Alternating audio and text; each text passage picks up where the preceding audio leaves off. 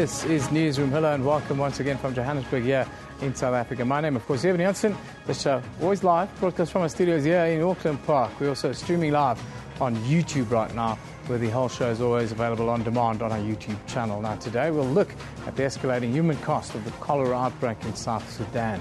Then another deadly initiation season is drawing to a close here in South Africa. What do we do with all the heavy toll?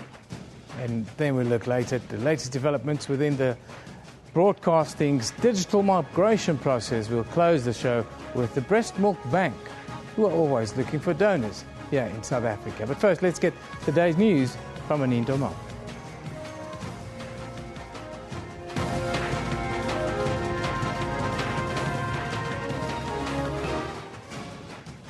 Good morning, I'm Anindo Mal. Let's take a look at the stories making headlines today. There has been no official explanation on the arrest of a group of South Africans in Inner Mongolia in China. According to a police investigation, the tourists watched a documentary on Genghis Khan in their hotel. But then a smaller group proceeded to watch videos stored on a mobile phone which reportedly advocated terrorism. Chinese authorities have given no further details on the content of the supposedly terrorist videos. Speaking earlier on Morning Live, Dr. Imtiaz Suleiman of the Gift of the Givers said that the 5 remaining South Africans who were part of the group detained are expected to arrive back home today. We're not very sure yet because being the weekend of Eid, there's been no contact with family members. The Chinese media said, that they left on Saturday, but some people said they expected either yesterday, last night, or this morning.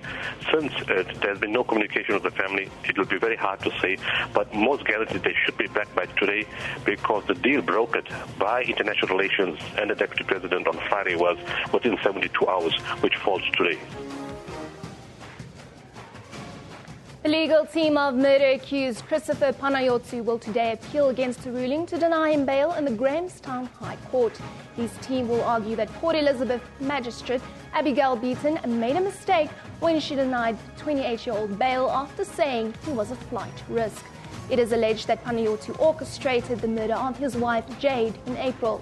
She was abducted from outside her Port Elizabeth townhouse complex and shot dead in a nearby township. Transport Minister Dipu Peters says she expects a comprehensive report from the PRASA board this week. This as the state parastatal moves from one crisis to another.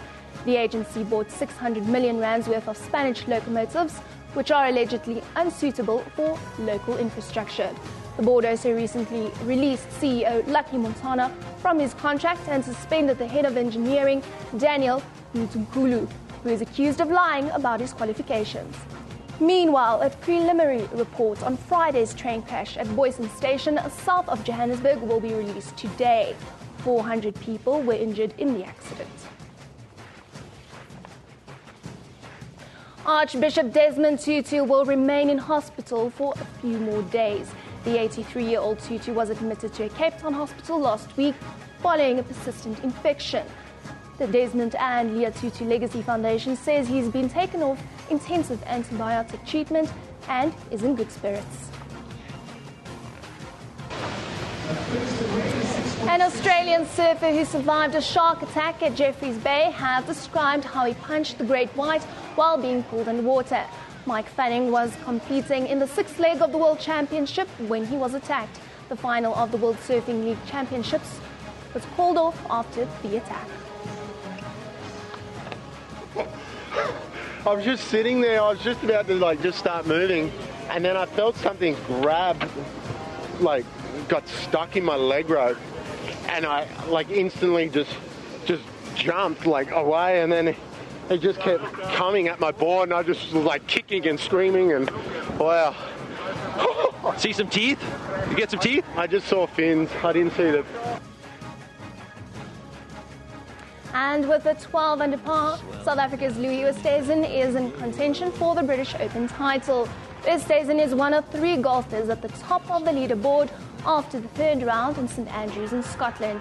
Yesterday, he finished the day in the top 3 after Australian Jason Day and Irishman Paul Dunne.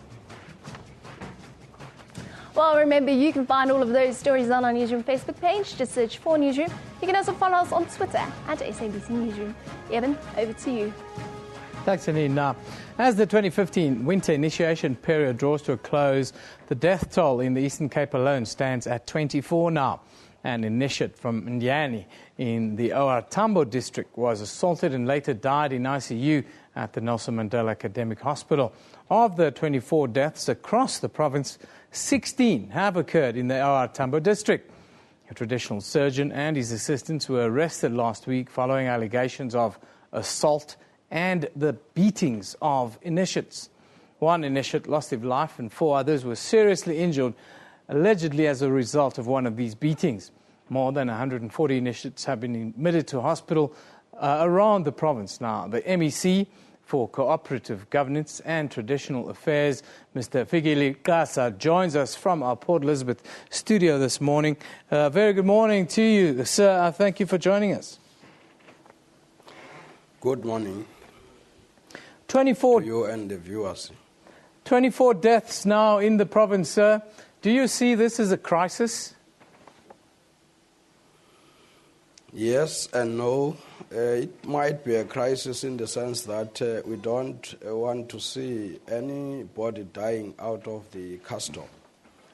I'm saying no in the sense that as well we have been intervening as government in a normal practice by the community because of the numbers. Last year in June, 36 initiates died. This year, you have said 24. It has increased to 27. So I'm saying yes and no. We are reducing it. But our wish is that we should have 0 death. And I think we can see, in a sense, that this is a wish that is going to be very difficult to reach. It will need extra effort. You mentioned 0 death. Of course, that's the campaign that all government departments have engaged in, is the 0 death, 0 tolerance to death campaign. Are you happy with the levels of cooperation that you're seeing with regards to this campaign? We are happy in terms of the awareness campaign. I think by now, throughout the province, and I think throughout the country, we are now aware that this is a problem where we take boys to make them men with the intention that they should be men. Now they die. So we have gone across the province. We launched the campaign for this season on the 20th of June around Mhlonhlo or Tsolo town. And everybody was there in terms of the critical stakeholders. The traditional leaders were there. The critical departments of government were there. Parents, communities, NGOs, everybody was there. And I think generally the media is also covering us. I can't imagine now that there's anybody who is not aware about this. We're now focusing more, talking to families, because they are the ones who are exercising this choice of taking their boys through this rite. And they should as well make sure that they take them to traditional surgeons who are registered, who are practicing this custom properly. But I think there's some carelessness somewhere where we can begin to say we want to blame them, or possible blame the traditional surgeons, because at times we can see that some of them are making money out of it. So they do kidnap young boys in order to make money. How do you view the beatings and the assaults that we've seen during the practice, not just this year, but every year? In fact, it's something very strange. I think generally across the province, where you have got a number of deaths, it's around OR Tambo. We lost about 19 boys there. And also the beatings. We witnessed them when we were visiting hospitals around Nyandeni and around Mthatha. It's something new. We're not so sure what is causing it. But there are stories that begin to say you become strong if you are getting abused when you are going through this rite. And one story where we saw 2 boys who were beaten around Ngeleni, it was alleged that they could not pay the fees for the traditional surgeon because they actually were taken away from their parents without their knowledge. So I'm told they were beaten. And another problem is the use of liquor by the traditional surgeons and traditional nurses who are actually supposed to look after these boys. You mentioned the OR Tambo district as a problem area. Why is it a problem area, and how are you planning on addressing that specific district where the majority of deaths have occurred? In fact, we're toying around a number of possibilities that we should explore.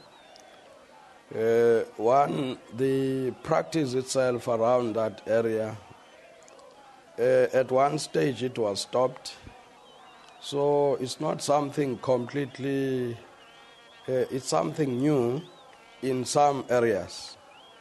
But also the boys themselves, through peer pressure, when they are at schools in the province, they are practicing it.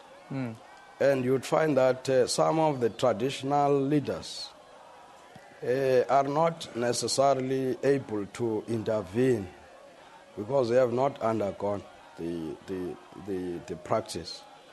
And some men who are old. So you'd find that it's more young people who are actually practicing this without any experience. So that is where we feel we would have to intervene as government and see how best we can deal with it. But generally across the province, we have got a bill that we have tabled before the Eastern Cape Provincial Legislature, the Customary Initiation Practice Bill, which is now going to criminalize any activity that relates to some of the things that are causing deaths around the province. Formal registration of all the initiation schools and formal registration of all the traditional surgeons and nurses, and regulating the issue of the fees, because we can see that some people are seeing money out of this practice, and criminalizing any other activity. If you take young boys without the permission of parents, that should be seen as kidnapping. Beating should be seen as attempted murder. Where somebody dies out of assault, it should be seen as murder. Yeah. Well, we've run out of time this morning. Thank you for joining us. That's the MEC for Cooperative Governance and Traditional Affairs in the Eastern Cape. He's just informed us 3 more boys have died. The death toll now stands at 27, 19 of those in the OR Tambo district in the Eastern Cape. Now, it's important to remember that male circumcision also has health benefits. Circumcision is scientifically proven to have the ability to reduce the risk of HIV infection. Young men should also know there is a medical option available to them as an alternative to the traditional route. This is an option that's available free of charge at any clinic, like the New Start Clinic inside the Chris Hani Baragwanath Hospital here in Soweto in Johannesburg. Now, to tell us a little bit more, we are joined today by the clinical manager for Male Medical Circumcision Society, for family health, that is, Lisa Mulenga. Very good morning to you, Lisa. Thank you for joining us. Morning. Thanks for having me. There seems to be a lot of misinformation around male medical circumcision. Do young men know enough about what the process entails and that there are alternatives for that matter? I think that nationwide the government has tried to publicize and raise awareness about medical male circumcision, but always there's more work to be done. So it is important that males have this information so that they know there's an option, a safer option to acquiring the circumcision. What are these options that are out there for young men? For instance, Society for Family Health, the organization for which I work for, works in conjunction with the National Department of Health to provide medical male circumcisions in 4 provinces. In the city of Joburg, we're at Baragwanath, as you said earlier. So we have clinics with trained personnel that carry out the procedure and that also provide information that is useful not only for the circumcision itself, but also to highlight the other benefits of medical male circumcision. One of the reasons why we're really pushing and scaling up circumcision in this country is, as you mentioned, the 60% reduction in risk of acquiring HIV. So as an HIV prevention intervention, it is one that we can at least be comfortable knowing that there is proof that it does reduce that risk. So apart from that, we also know that it also has health benefits in the sense of reducing sexually transmitted infections. It also has hygienic purposes, and also in some cultures it's socially acceptable to be circumcised. And for the woman particularly, it reduces the risk of acquiring cervical cancer, for instance. And if enough of the population or male population is circumcised and we reduce infection in that population, ultimately the woman will be also protected from acquiring HIV. Now, I've been informed by my producer, I didn't find this out myself, is that the procedures that you do, you, as a man, if I had the procedure today, I'll be able to be back at work tomorrow. Is that accurate? More or less, yes. It depends also on your pain threshold. No, I'm just joking about that. But it is a procedure that will allow a male to go back to work within a day or 2 after the procedure. Of course, it's very important that you come back for your post-op care follow-up visits. So we do follow up day 2 after the procedure to ensure that the wound is healing properly and that there are no infections or any other complications. So yes, in principle, you can go back to work a day or 2 after. However, no intimacy or intercourse as we know it for an extended period after that. How long is that? It is very, very important to maintain the 6 weeks healing period. As you know, with any wound, if you start manipulating it before it's healed, it will then reactivate. And in this particular case, it will increase your risk of acquiring HIV because now you've opened the wound up to allow the virus to get in. So the 6 weeks abstinence is very, very important. 6 weeks is a long time for most men. Well, we do also provide counseling with alternative ways of dealing with the stresses of abstinence. Now, in South Africa, there's a belief that winter is the best time of the year to do this kind of procedure and the rite of passage processes that go with it. How do you view this? And tell me the success of this procedure, of course, can be done at any time. Yes. As we know, in South Africa, there's a common pattern for circumcision, or in fact any surgical procedure to be done. The communities believe winter is the best place to have best time to have a circumcision because of the belief that wounds heal better. But in actual fact, circumcision can be done anytime. So especially we're trying to get the target population that we're trying to attract, which is the older men, between the ages of 22 and 34, to come in summer. So it's easier for them. School kids are not on holiday, so you won't be crowded with school kids around you. So coming in summer has its own benefits as well. But like you've said, circumcision can be done any time of the year. In conclusion, if there's a young man out there watching this program now, what would your advice be to that young man if he's thinking about this process, if he's feeling the peer pressure, as we all do in society, I suppose? I would say that if you're thinking about getting circumcised, you're thinking in the right direction for your own health. And we've highlighted the benefits of circumcision. And if you make that final decision, go to a health facility, such as New Start Kula Ndoda Clinic at Baragwanath, where you will be circumcised by professionally trained clinicians, and you have access to, the entire hospital, so to speak, in terms of handling your complication if anything occurs. But we all know that circumcision has very minimal complications that are usually handled by our staff at the facilities. Well, that's good to hear. It's a pity that we see the death toll in the 30s almost seems like every year. Thank you for joining us this morning. Thanks for having me. And giving us an insight into the medical procedure. That is, it doesn't have to always cost lives. That is Lisa Mulenga, who's the clinical manager for MMC at the Society for Family Health. We move on, of course, story that's grabbed all the headlines, not just in this country, but around the world. It's about Australian champion surfer Mick Fanning. Well, he made an incredible escape after encountering 2 great whites, they say, during a major competition at Jeffreys Bay here in South Africa. Now, social media has been a buzz because of it. I'm sure you've seen the video. If you haven't, I'll show you to you before we go to a break just now. But here are some of the tweets that have been coming in. Alert South Africa says an Australian surfer who survived shark attack at Jeffreys Bay described how he punched the great white while pulled under the water. Daniel Conn says, that's the scariest thing I've ever seen. Mick Fanning, J-Bay Open, you're a legend, Mick. Heaven's not ready for you yet. Yes, that's right. Lucy Polkinghorn says, you're one lucky guy. Wow, what an escape. So glad you're okay. He's talking about that shark attack here at J-Bay in South Africa. And Catherine Person says, sad to hear the rest of the J-Bay Open has been cancelled due to the shark appearance.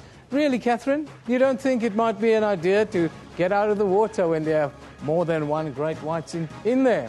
Jennifer Fowler says, sending so much love to Mick Fanning. So glad you're okay, and thank God. So are all the other surfers. Yes, of course, the experts are saying today, well, they're saying that it was a curious shark. Now, I'm saying there must be 2 curious sharks, and they were very big. Here's the pick of the day. It comes from Brian Peel. It's captioned, one of the luckiest men alive. At Mick Fanning escapes fatal shark attack in South Africa. Take a look at the size of that dorsal fin. All right? The size of that dorsal fin compared to the size of the man. It's more than 1 meter in length, which tells you that this shark was more than 5 meters in length, which is a proper big, could even be up to 7 meters, they say. It is a massive, massive shark that made its appearance there. And there was another shark in the water along with Mick Fanning and that massive great white. But here's that video. Have a look. Incredible. And it looked like the tail slapped him in the face as well. What a memory. Fortunately for him, it didn't touch the teeth. The jet skis were around very, very quickly, and he could jump on the jet ski. Afterwards, he looked a little bit flustered when he did the interviews, but Mick Fanning was all right, without as much as a scratch, being in the water with a 7-meter great white that the experts now say was simply curious. Anyhow, let's look at other news from the front pages of around the globe. We start in China. The South China Morning Post. Well, fears intensified on Saturday that mainland Chinese lawyers and activists swept up in a crackdown will not get a fair trial after state media said that the head of one law firm had confessed and others in custody had expressed remorse. We're moving to the USA, where the USA Today reports that a pregnant mother with a 5th child, that is, and 2 of her children were killed after a torrential downpour in Brown County swept away their mobile home late on Saturday. What a sad story. Finally, down under in Australia, of course, big news about Mick Fanning, the Australian surfer that made that incredible escape after encountering 2 sharks during the annual J-Bay Surf Contest here in South Africa. That's a picture of Mick Fanning, and I can tell you it's a moment that will live in his mind, his heart and his mind till kingdom comes. Anyhow, time for us to take a look at what's happening around the country here in South Africa. We'll start in Johannesburg, where 2 men arrested for drug possession in Cape Town CBD yesterday will appear in court. No, that cannot be in Johannesburg. That can be Cape Town. Drugs worth 2 million rand were found in their possession. Now we go to Johannesburg, where a South African woman will appear in court in Kempton Park after cocaine worth more than 1 million rand was found hidden in books after arrival at the OR Tambo International Airport from Brazil. Then, up north in Polokwane, a suspected serial rapist and murderer, Ndivuhu Ntseni, will appear in the Thoyando Magistrates Court. Ntseni is facing 16 charges, including 5 of murder. The former University of Venda student allegedly attacked women in the area around Thoyando. Time for us to take a short break. You'll be back with Newsroom shortly.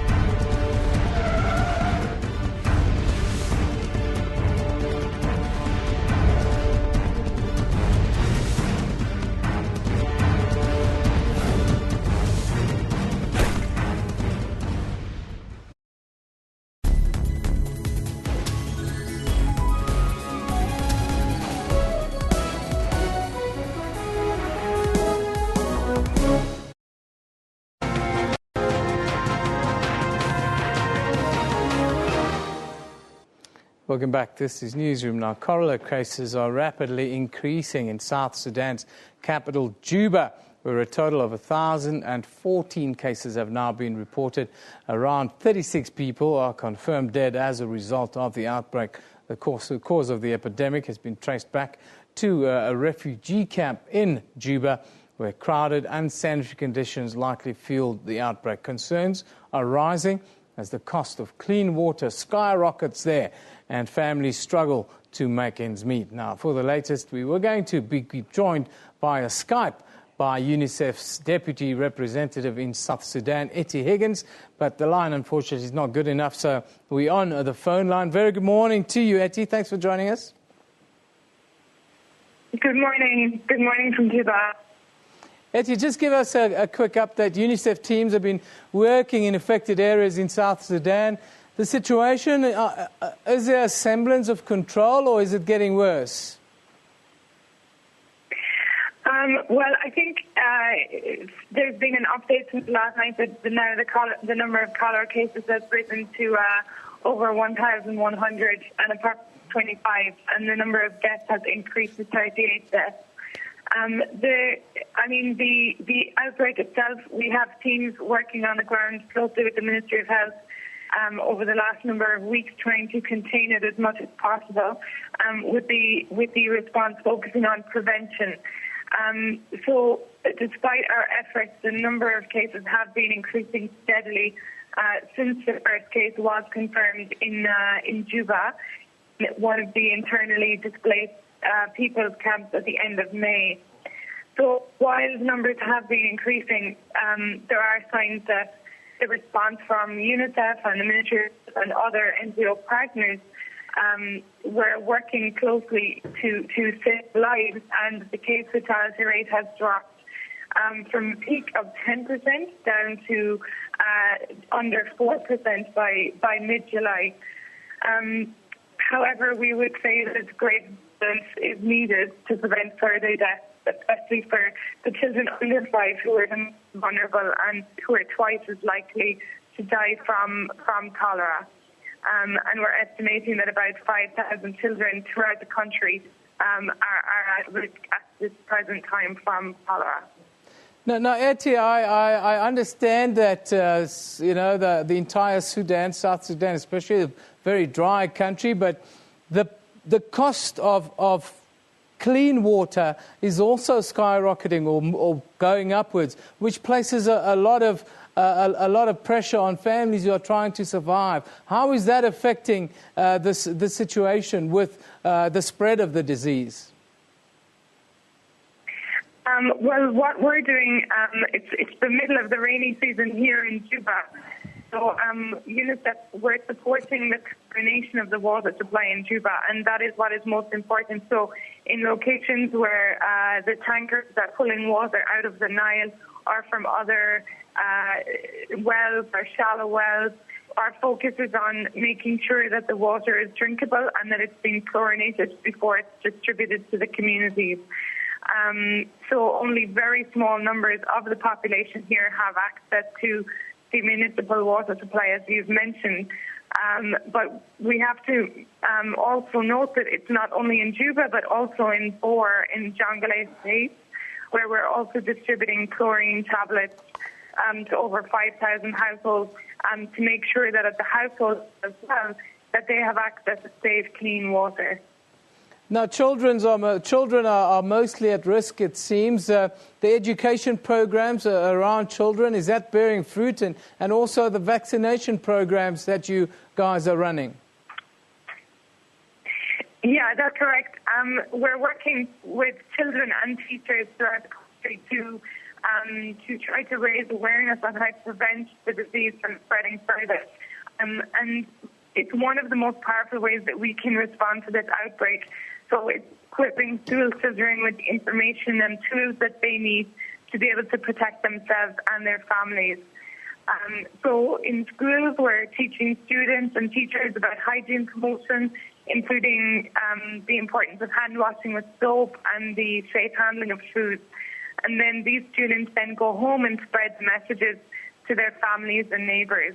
So it's but effective measures like this that are enabling communities to be able to take care of themselves. And children and teachers, particularly those in areas affected by the outbreak, are coming to us to ask how they can protect themselves. So it's a positive sign that they know education is life-saving.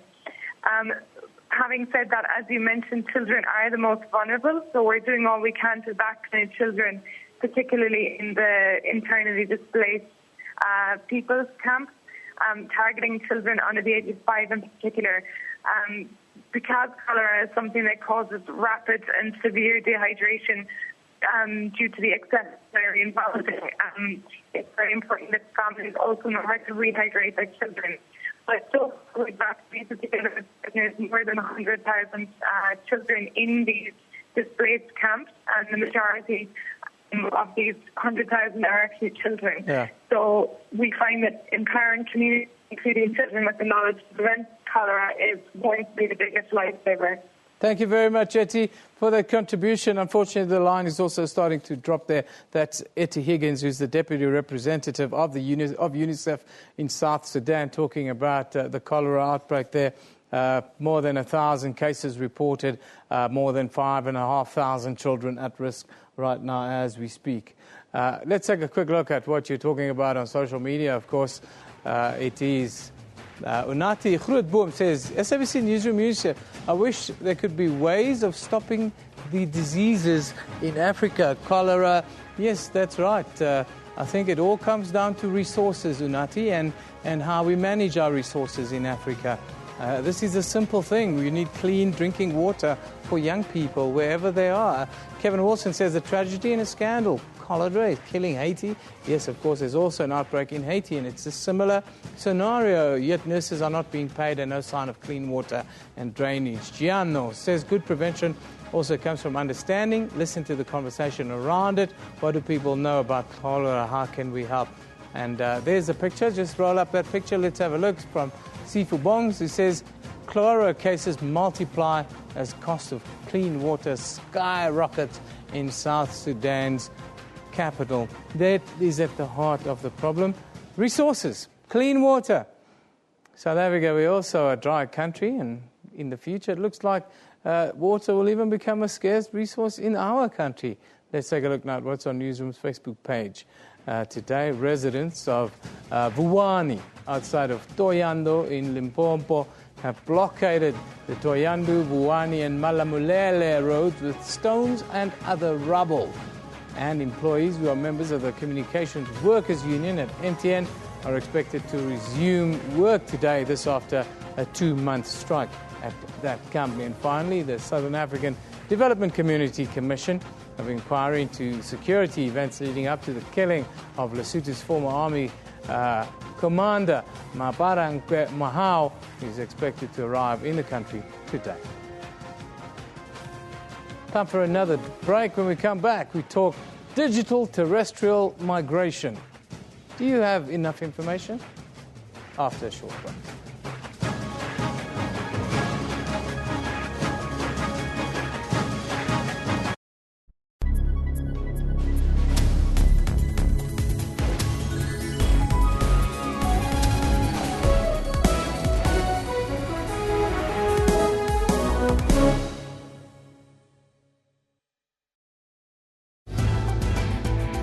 Sparks fly over Verwoerd. Let's now have a look at this. Now, Verwoerd, the comment yesterday, Njanji, Mr. Sparks lived up to his name and caused quite a few sparks. It was quite shocking for me to hear him compare H.F. Verwoerd to Helen Zille in terms of her orator skills. Mugabe to compensate white farmers for land grab. I don't know if I'm justified to call it truth and reconciliation Mugabe style. Watch Media Monitor with me, Alicia Jali, Sundays at 9 a.m. only on the SABC News Channel.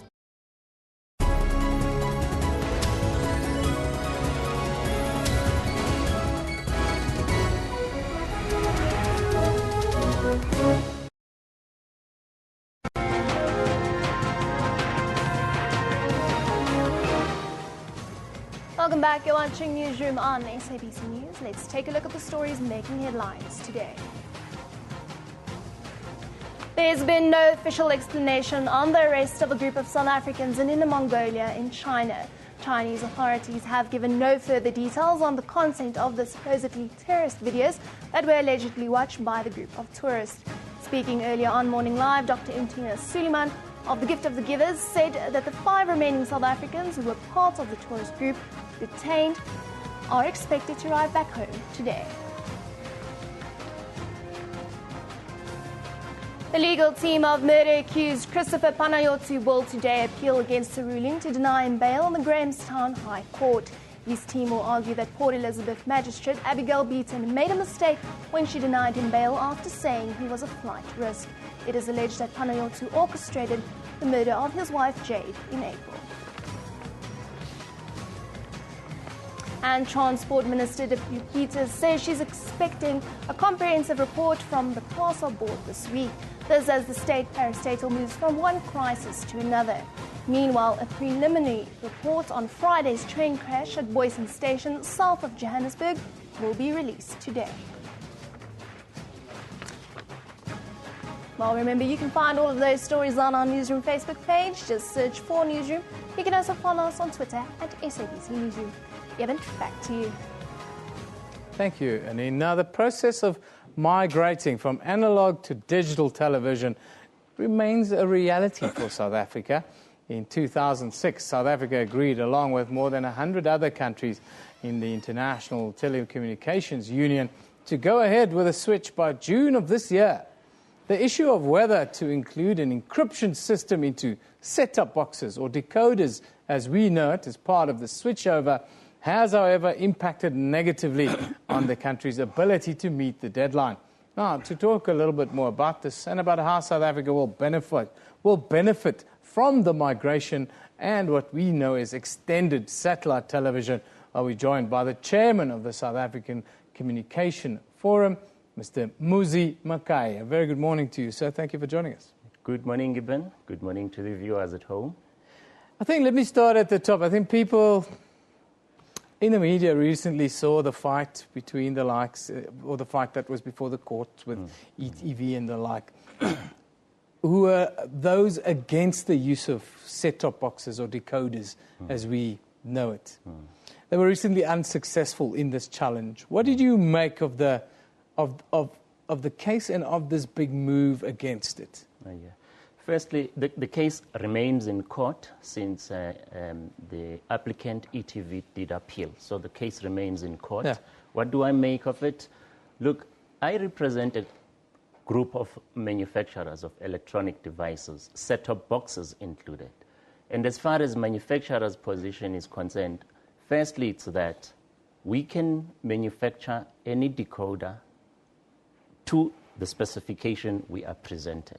If the specification says design it and manufacture a decoder that can encrypt or decrypt the signal, we shall do so.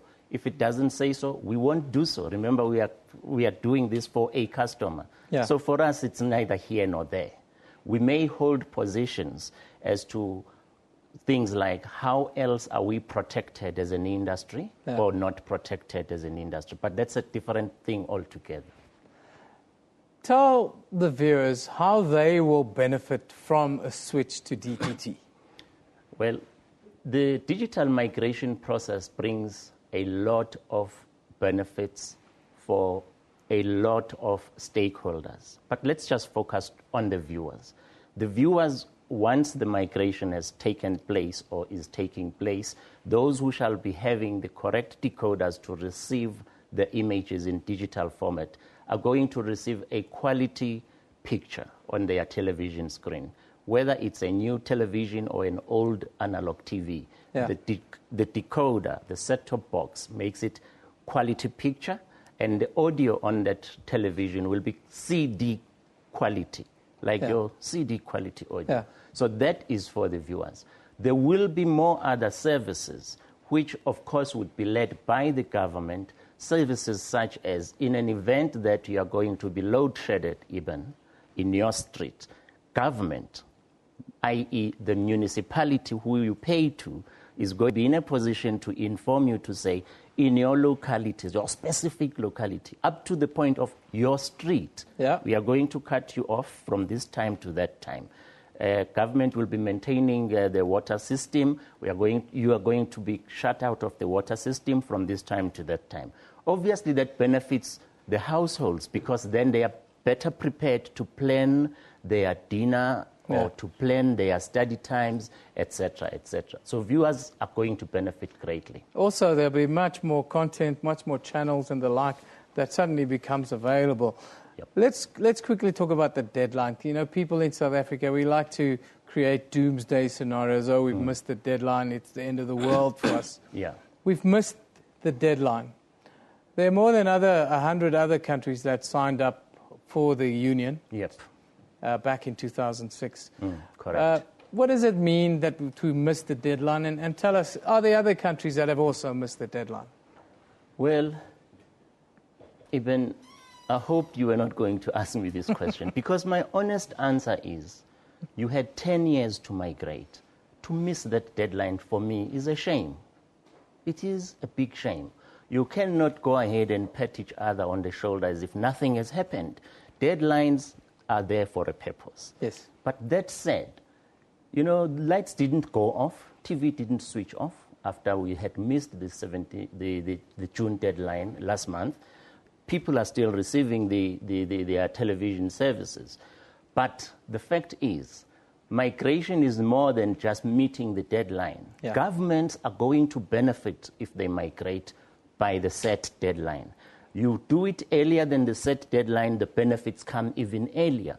What are the benefits? The benefits of migrating, which is to release the digital dividend spectrum. What does this digital dividend spectrum do? It enables the mobile operators who we have in the country, about 4 or 5 of them. It enables them to offer broadband services in places which are currently not receiving those services. In the rural areas of our country specifically.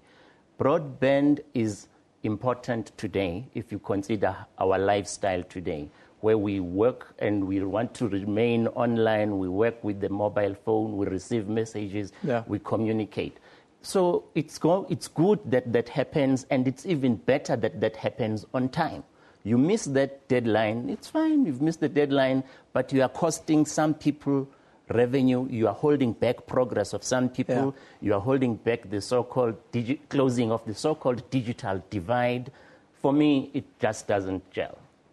Quickly, in conclusion, the Minister of Communications came out and said she's warned the public about bogus training centres for set-top box installation. Have you heard of any of these bogus centres who are people already jumping in to try and suppose make a quick buck? Well, I haven't heard of them, but certainly those things do happen in an event where there is some change that's taking place. People will take chances. There are no official training centers. The only training centers that would happen or that I would be aware of is those which are conducted by the likes of Centec, where we are training genuine installers for set-top boxes. Well, thank you for joining us. It's a conversation that we'll continue to have, I think, here in South Africa. That's the chairman of the South African Communication Forum, Mr. Muzi Makai, joining us to talk about, the digital migration process, the deadlines that we missed, the benefits, the pros, the cons. Anyhow, a story that has South Africa sitting up today is that Louis Oosthuizen is one of 3 golfers at the top of the leaderboard after the 3rd round of the Open Championship at St Andrews in Scotland. That was yesterday. Of course, Twitter's been a buzz because of it. Let's see what you guys have been saying about this. Hender Bender says, it's going to be a good battle between Spieth and Oosthuizen. Louis doesn't choke, but I think Jordan will be the winner. Yes, it's going to be a cracking day's golf. Best swing, in your opinion, early on Oosthuizen or Steve Elkington? Louis Oosthuizen by a mile, Night Flight. I can tell you. Michael Remke says, Louis Oosthuizen will win the Open Championship. That's confidence here, confidence for you. Drew says, but where did Jason Day and Louis Oosthuizen come from? OMG, you missed one day and bam. Yes, they played very, very well late yesterday. And there's a picture. That's Jordan Spieth, of course, the man who's going for an unprecedented Grand Slam. That's all 4 major tournaments in one season, and I can tell you he's won the first 2, and he's well in the hunt at the British Open at St Andrews. Now, do you know that donation is no longer limited to just blood? Breastfeeding mothers can now donate their milk to the non-profit making South African Breast Milk Reserve that has been operating since 2003. The organisation has become the largest human milk banking partner of the South African Department of Health and Netcare. It's also associated with 44 other milk banks that supply anything from 75 to 100 hospitals around the country every year. Now, to get how the South African Breast Milk Reserve operates and what they do, well, we are joined by Executive Director. Is it Sasha Jordan? Stasha Jordan. Stasha. It's Stasha. You see, I've never seen that name. Good morning. Good morning. Breast Milk Bank Yes. donation. Well, Tell us how does this work? Donating is not only limited to blood, but organs and tissues like hair, bone, and skin. Breast milk is one of the tissues that we donate, and it's used currently. It's used for the treatment of severely premature infants as well as critical babies that are born neonates. We focus specifically on the premature population in that we deal with the very low breastfeeding rates in South Africa. However, what we find is that when we have an exclusive breastfeeding practice in a neonatal intensive care unit, the outcomes of the patients are far improved. What about the first questions, of course, that come up are the spread of disease, illness, the like. How do you deal with it? Is it something that you should be concerned about or not? Well, as much as how you should be concerned about drinking other dairy products like cow's milk. You know, there are a lot of communicable diseases among species. So when you're looking at your next carton of milk, ask yourself the same questions. Okay. Well, then it's also human milk for humans, and breast milk is full of bacteriostatic and bactericidal qualities that are specific for our metabolism, and this is fundamental in terms of treatment. How does a breastfeeding mother, how do they donate the milk, and what do you then do with it? Well, basically, mothers that are lactating will begin expressing, and often mummies that are going back to work will start expressing for their babies in the future. Mothers that have a low supply should remember that the more you express, the more you produce. So expressing can help you build your milk supply, and then it can help the bank. So mummies will pump the breast milk at home. We supply them with bottles, caps, and we do serology and microbiology on the breast milk as it comes in. We pasteurize the breast milk at 62.5 degrees for half an hour, which is the Holder method.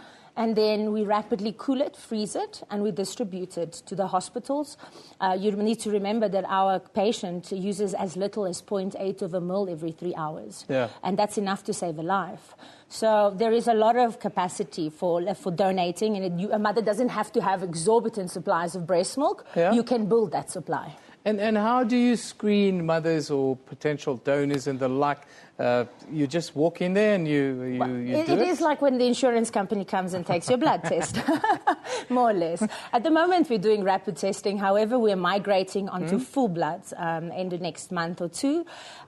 We go to the mom, we visit her at home, we do tests for HIV, hepatitis B, C, and syphilis.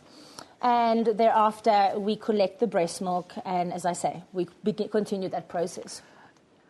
Finally, I want to ask you a question that I've heard, that some athletes use breast milk as a performance enhancer. Is there any facts to that? You know, the scope for breast milk usage is very wide. I mean, before the athletes, one could look at oncology patients, transplant patients, because of the qualities that breast milk possesses. You know, if you look at breast milk, it has over 60 ingredients, okay? So yes, it may improve your performance. However, it is designed for the feeding of the infant, and it is, from the point of view of the athlete or the ice cream maker or the cheese maker, that's a luxury product that is not really pertinent for South Africa. If I drink breast milk, will it make me look younger?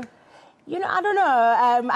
I wouldn't know how much it takes off your biological years, but some may want to do that. We advise that for the time being it be used for premature infants and in controlled environments, because it is a human tissue. Yeah. Well, Stasha, very interesting what you guys do, and a very great job that you guys are doing. Of course, I think there's a lot of studies still to be done about the benefits of breast milk and the like. Thank you for joining us today. Thank you. Well, can I say something in closing? We would like to show you our latest statistics for the public. In the year 2013-14, we fed 1,689 babies donated breast milk with positive outcomes. And in the last year, we fed 2,736 into positive outcomes, which is an indicator that there is a great need for breastfeeding and human milk banking. And we do invite all mummies to please donate breast milk to the banks. And there are many banks in your areas, not only the SABR. Thank you very much. Thank you. Stasha Jordan is the Executive Director of the South African Breast Milk Reserve. Thank you for joining us. On that note, we wrap today's show, of course. Newsroom broadcast live every day from our studios here in Auckland Park, Johannesburg. That's between 9 and 10 a.m. weekdays. We also stream live on YouTube at that time, and they're also available on demand on our YouTube channel. This is SABC News. You've been watching Newsroom. You know we love it in the morning.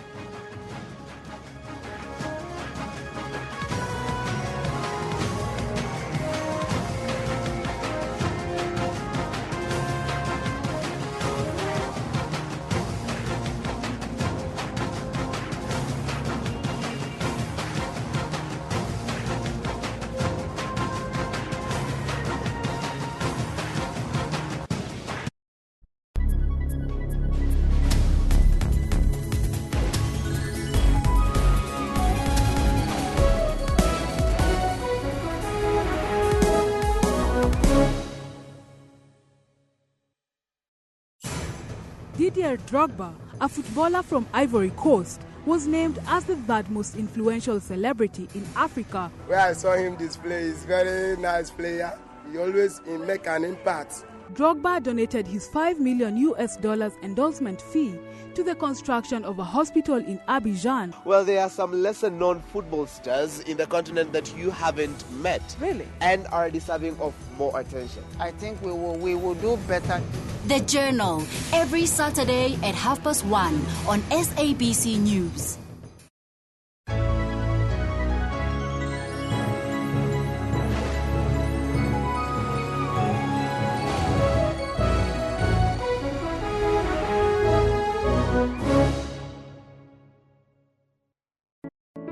We often dream of being immense, but the directions to reach our dreams are hardly mapped out for us. Billy Guy